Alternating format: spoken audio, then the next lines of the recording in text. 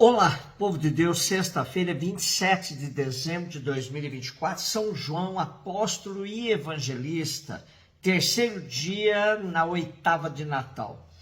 Nossa reflexão de hoje é a partir de 1 João, de 1 a 4 e João 20, de 2 a 8.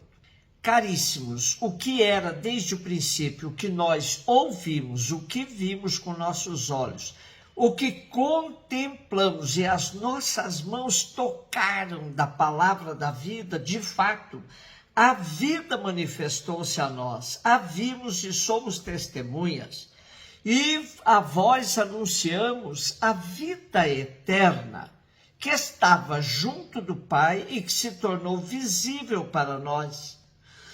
Isso que vimos e ouvimos, nós vos anunciamos para que estejais em comunhão conosco. E a nossa comunhão é com o Pai e com seu Filho Jesus Cristo. Nós vos escrevemos estas coisas para que a nossa alegria fique completa. A palavra forte do nosso texto de hoje, dos 4 primeiros versículos da primeira carta de João, é a palavra comunhão, em grego, koinonia, que significava um ideal de vida comunitária presente nos escritos joaninos. João exorta os cristãos para entrarem em comunhão com aqueles que, como ele, foram testemunhas oculares do Verbo encarnado. Essa comunhão vai unir os cristãos com o Pai e seu Filho Jesus Cristo. O fundamento da exortação de João está exatamente no fato de que os primeiros ouviram, viram e tocaram a palavra encarnada. Vimos e ouvimos, vimos e somos testemunhas, vimos e vos anunciamos, nossos olhos contemplaram, nossas mãos tocaram. Aí está o fundamento da fé dos primeiros. Esta experiência torna-se testemunho e exemplo coerente, anúncio corajoso que gera comunhão entre aqueles que o escutam e abraçam a fé, e comunhão com o próprio Pai, com o seu Filho Jesus. Esta comunhão, por sua vez, gera a alegria do coração. Esta verdade, que parece simples, transmitida com profunda convicção, serviu para fundar inúmeros grupos de testemunhas do Verbo encarnado. João 20, de 2 a 8, no primeiro dia da semana, Maria Madalena saiu correndo e foi encontrar Simão Pedro e o outro discípulo, aquele que Jesus amava, e lhes disse: tiraram o Senhor do túmulo e não sabemos onde o colocaram. Saíram então Pedro e o outro discípulo e foram ao túmulo. Os dois corriam juntos, mas o outro discípulo correu mais depressa que Pedro e chegou primeiro ao túmulo. Olhando para dentro, viu as faixas de linho no chão, mas não entrou. Chegou também Simão Pedro, que vinha correndo atrás, e entrou no túmulo. Viu as faixas de linho deitadas no chão e o pano que tinha estado sobre a cabeça de Jesus, não posto com as faixas, mas enrolado num lugar à parte. Então entrou também o outro discípulo, que tinha chegado primeiro ao túmulo. Ele viu e acreditou. Na primeira leitura, é o testemunho dos apóstolos que viram, ouviram, contemplaram, tocaram. Agora, no Evangelho, é a apóstola dos apóstolos, que na primeira manhã, depois da morte de Jesus, faz sua experiência com Jesus ressuscitado. A noite espiritual em que tinham mergulhado os apóstolos está para dar lugar à experiência de fé que começa junto ao túmulo vazio, sinal da presença do ressuscitado. ao receberem a notícia de que fora retirada a pedra do sepulcro e de que o corpo de Jesus lá não estava, Pedro e João foram verificar o que sucedera. A sua corrida revela amor e veneração e faz pensar na igreja que procura sinais visíveis do Senhor, especialmente quando se encontra em dificuldade e não consegue vê-lo.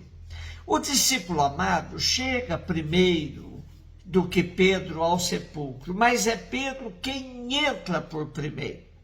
Depois de observar a ordem das várias coisas que se encontravam no sepulcro, o discípulo amado abre-se à visão da fé, acreditando nos sinais visíveis do Senhor.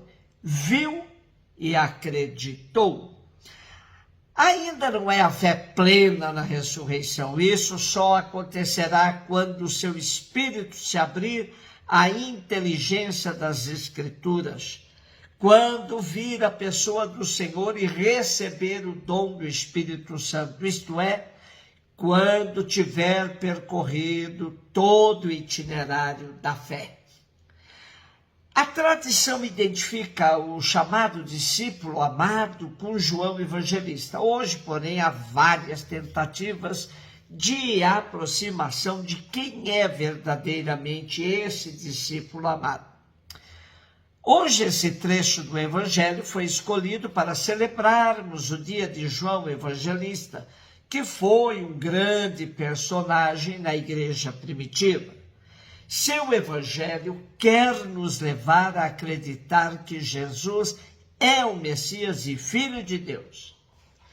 O seu símbolo é a águia, porque, como refere uma sentença rabínica, a águia é a única ave que consegue ter os olhos fixos no sol sem cegar. Para João, o sol é Cristo. A sua presença na comunidade descobre-se pela contemplação e pela inteligência da palavra de vida. A vida na sua realidade mais profunda é a vida eterna que está junto do Pai e que se manifestou a nós. Jamais contemplaremos suficientemente este mistério de vida que se tornou perceptível para nós em Jesus, Filho de Deus, a vida eterna que estava junto do Pai. O Evangelho de hoje leva-nos até a Páscoa, mostra-nos a meta alcançada. A vida venceu a morte e manifestou-se. Pedro e João viram a mesma cena, ou seja, as faixas de linho deitadas no chão e o pano que tinha estado sobre a cabeça de Jesus, não posto com as faixas, mas enrolado num lugar à parte. Porém, para Pedro isso não foi o suficiente para dar um passo à frente. Para João, sim. Por isso, dele se diz, viu e acreditou. Uma outra lição que podemos tirar do Evangelho de hoje é o respeito pelos carismas, que são muitos na igreja, para bem da mesma igreja. João revela o carisma da profecia, da contemplação. Pedro representa a instituição. Carisma e poder podem caminhar juntos, desde que um não abafe o outro. É respeitando os carismas e partilhando o poder na busca comum que os dons do Espírito nos levam a penetrar no mistério e reconhecer no dia a dia da história os sinais do ressuscitado. Um beijo no seu coração.